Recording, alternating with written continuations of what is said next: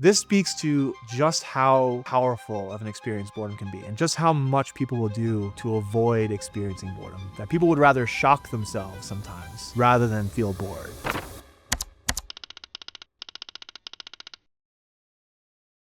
My name is Manuel Gonzalez. I am an assistant professor in industrial organizational psychology at Montclair State University, and I do research on emotions at the workplace and in general. My research right now focuses on issues around envy and boredom in the workplace, in addition to some other topics I study as well.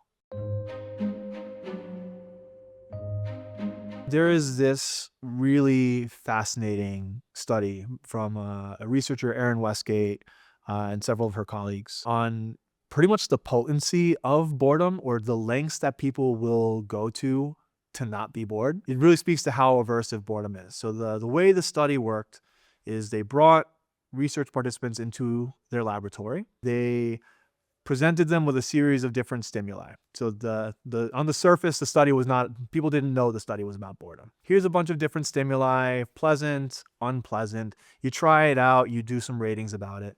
One of the stimuli that participants received was a very mild shock, an electrical shock. Nothing severe, nothing dangerous, just small shock. They had people do ratings about it.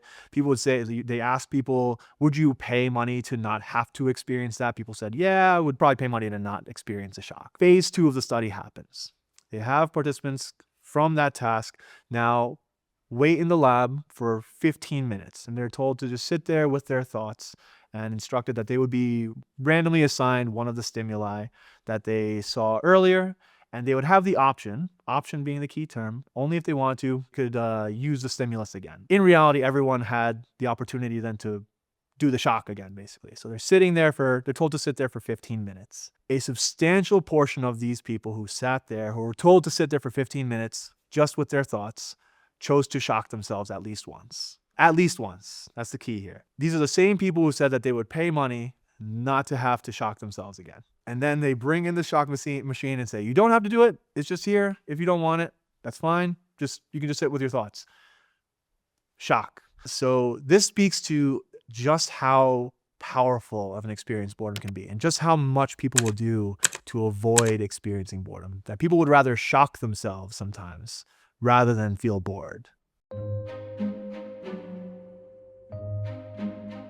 From a psychological perspective, boredom is an emotion that we can feel when we are struggling to adequately engage with our environment. Mentally, boredom often involves attention lapses, mind wandering, so your mind kind of drifts away from what you're doing in a given moment. Time tends to slow down when you feel bored because you feel kind of trapped in the situation. Emotionally, or in terms of how it feels, it's inherently an unpleasant experience. People claim that they like being bored. When they say that, they're not actually talking about being bored. Boredom is inherently unpleasant. We often think about boredom as kind of you're feeling it and you're starting to fall asleep, but there actually can also be a flip side to it. Boredom can also be highly arousing as an emotion, especially when you're kind of trapped or stuck in the boring situation. Back in the school days, you're learning about something and it's completely boring and you're stuck at your desk and you can't get out of there and your leg is going 500 miles an hour. You're staring at the clock and you're super agitated because you're so bored. So that's that flip side of boredom. You can feel both highly agitated, but also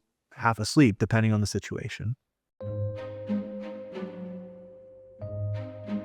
There is a lot of research pointing to a lot of different factors that can lead people to become bored. The common through line, I like to just describe it broadly speaking, is you can't adequately engage with your current situation. So there's some research, for example, showing that boredom is more likely to happen when the situation has no personal meaning or relevance to you. So it doesn't align with your goals.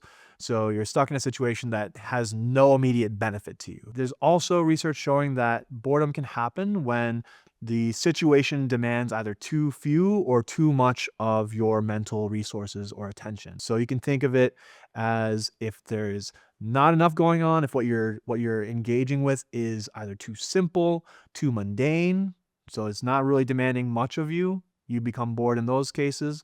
Alternatively, if what you're trying to either learn or do is way too complex, way too over your head, you also have a hard time engaging and you can become prone to being bored. So as a psychologist, if I'm in a psychology class learning about psychological topics, I find that interesting. But if I'm in an astrophysics class, which has absolutely nothing to do with what I study, it's way complex, way over my head, I will potentially become bored in those situations. Sorry, astrophysicists. Lastly, there's also research showing that if a situation is too repetitive, if you're way too used to what's going on, there's no novelty, you can also become bored. So you get used to, or in psychology, we use the term habituate. You get used to the situation, loses its novelty, its sparkle, its shine. You can then start to become bored as well. Boredom can have some negative consequences for people if you deal with it in the wrong way. This is the key thing with it. No emotion, boredom included, is inherently good or bad. It's what you do with it that really matters here. So in the case of boredom, it can become harmful when you are building unhealthy coping habits to it. For example, boredom has been linked to issues of substance abuse, issues of excessive social media usage. It's been linked to a lot of risky behaviors. These are all just attempts to reach out and null the pain of boredom, a metaphorical shock, let's say. So in the case of boredom, it's about building the right habits. If you build the wrong habits, or if you go too impulsively to the immediate relief, I'm bored, I reach for my phone and dive down social media. I'm bored, I reach for the bottle in my fridge. I'm bored, I reach for another cigarette. All these kind of temporary, null the pain kind of experiences that don't actually deal with what the root cause of boredom is. It just deals with the unpleasant feeling of it in the moment. If that becomes your immediate outlet and that becomes your go-to response, then boredom becomes potentially more destructive. Instead, it's important to find useful channels for boredom. Boredom can have these constructive upsides to it. For example, there's research linking boredom to pro-social behavior, to helping other people. It serves as we'll call it a positive shock, I guess. Boredom has been linked to creative thinking. So allowing yourself to instead treat boredom as not something aversive, but as an opportunity to engage in creative thought or deep new thought, let new ideas come to you. It can be beneficial. It's just how you allow yourself to cope with it. And there's even work, this idea of boredom being potentially something beneficial has been around for over a century. There's early work from philosopher Kierkegaard from the 1890s saying that boredom actually exists in a way that it can help societies advance. If boredom did not exist, society would stagnate. It speaks to the fact that boredom can be a positive thing. You just have to allow yourself to deal with it in a positive way. So in terms of when boredom can become beneficial, there is a stigma around boredom as this kind of inherently bad thing that we should always avoid. Boredom exists for a reason. So boredom can be beneficial in that it serves as an impetus for movement. Boredom happens when you're stuck. The situation isn't giving you anything, and so it actually motivates you to find something that will instead stimulate you to the level that you want. So if you're in a boring situation, boredom propels you to do something different, to change, to find something that meets your needs. In terms of when that tends to happen, it's most prominent when you have the ability to change the situation. So like you're not trapped. Like I gave the example of being in a classroom. You can't just get up out of the class and walk away because the situation's not interesting to you. So if you're stuck there, you can't do anything about it. If you have the capacity to change it, that's one thing. A big piece of regulating boredom or dealing with it in a way that's beneficial ties to habits. So boredom, for example, when you're bored, it can be very tempting to just kill the boredom right away by pulling up your phone, going on Instagram, null the pain of boredom right away. That is a habit issue, right? Your impulsive reaction is, I'm just going to go for the immediate hit of social media joy. Whereas the more challenging habit to develop is, I'm going to instead take that boredom and channel it into something productive. So for example, going on Instagram or TikTok versus going on a language learning app. One is going to be more productive than the other. So building the right habits and allowing yourself to sometimes take the harder road can be an avenue to dealing with boredom more effectively in the long run and dealing with it effectively whenever it occurs. So boredom can be harmful when the constructive avenues have basically been halted to you. So you have no way of escaping the situation. So all you can do is drift off. Or all you can do is go on your phone and melt into the social media tunnel, right? You just doom scroll until you finally have the chance to get out of there. That's usually the most frequent case in which boredom can be destructive or harmful, or the most frequent context. Tying back to habits as well, if you are not allowing yourself to detach, let's say, from the easy source of stimulation that's at your hip, your phone, your Instagram account, your TikTok channel, whatever, it becomes an easy outlet, right? You don't do anything productive with boredom because you just build the habit to not do it. So it can be beneficial to actually allow yourself to be bored sometimes. Allow yourself to sit with boredom and develop the skills to deal with it effectively. This is also a big misstep in terms of parenting. So a lot of parents, for example, are very quick to not want their kids to become bored. And so they throw something at them when the second they seem like a child is drifting off. Here's a tablet, here's a game, here's a toy, here's something. I have to engage with you because you seem bored and I don't like to see you bored. So I have to stop it right away. By doing that, it actually can be really detrimental to a child because they're not developing the skills to deal with boredom effectively on their own. They're going to be reliant on everyone else to help them instead.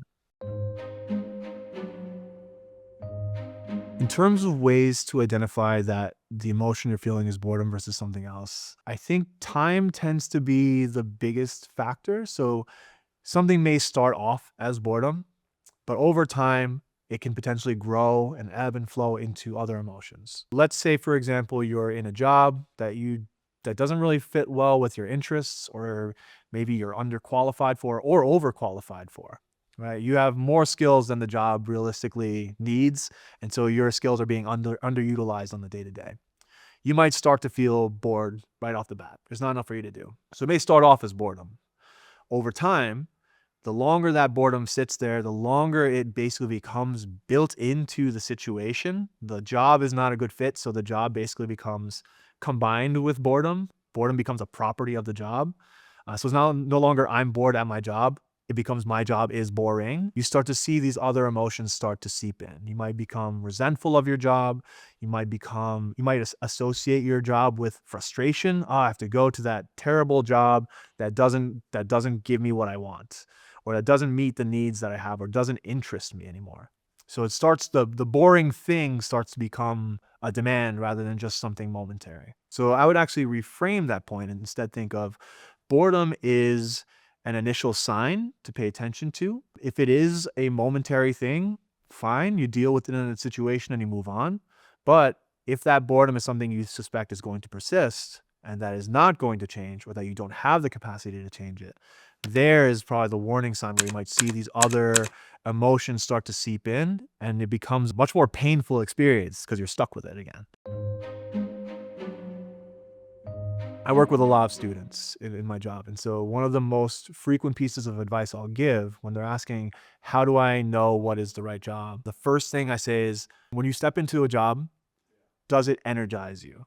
So is the work you're doing something that you feel that you're looking forward to doing, that when you do it, you feel satisfied with it, you feel proud of it? If not, or if there are other aspects of maybe there are some aspects of your work that you feel really energized by and other pieces you're not, chase the stuff that energizes you, because in the long term, the stuff that is boring now, if that becomes a core part of what you do, now you're going to be trapped into a boring career. If you're pursuing the things that energize you, you're more likely pursuing things that are going to give you a fit in the long run, that you're going to be more intrinsically motivated to pursue and do on the day-to-day. So it goes again to, boredom can be a really meaningful piece of feedback if you allow yourself to acknowledge it when it happens. And that happens both at work, but also in classes. So if you're studying something and this class is boring as all sin and you're drifting off, well, that's a sneak preview of what your work's going to be like in the long term in that career. If you're in a classroom, you're like, this is amazing, I'm fascinated by this, I want to learn more, I'm so excited about this topic, that is a piece of feedback that you need to pursue further. Boredom can be harnessed productively. I see boredom when it occurs as an opportunity for self-reflection. It may be a signal that something needs to change, and that doesn't necessarily always need to be drastic change. On the one hand, if you're doing something that you find perpetually boring, that may be a sign that you should, if possible, not do it at all. For example, you're studying something that you find boring, or you're pursuing a major that you find all the classes that you're taking are uninteresting, that you find yourself drifting off in the classroom. That may be a sign that that's just not a good fit for what you want to do. If you're drifting off in the class, long term, you're probably not going to be you're not going to be very happy in that line of work. That may be an opportunity to reassess your values, reassess what you're pursuing, and shift gears. Same thing with work, with careers. So if it's something pervasive, that may be a sign that you need to switch gears. If it's something momentary, similar deal. It doesn't necessarily mean that if you're just bored in a moment at work, for example, even in my job, I find my work to be very interesting. I don't think I have a boring job inherently, but there are times on the day-to-day where I can feel bored. To me, that might be a sign that I need to switch up what I'm doing in that moment. Okay, I'm done working on this for now. I need to change gears and introduce something different. I'm done writing this. I can't, my mind keeps drifting off. I'll switch to working on that instead, or I'll switch from grading these papers to analyzing this data set. It can be a momentary shifting of gears. It doesn't necessarily mean that there's this existential issue happening. When it is something more pervasive, though, that's a bigger sign for a need for change. So I would say treat boredom as a meaningful input and be willing to stop and sit with it and think through what does that mean for you.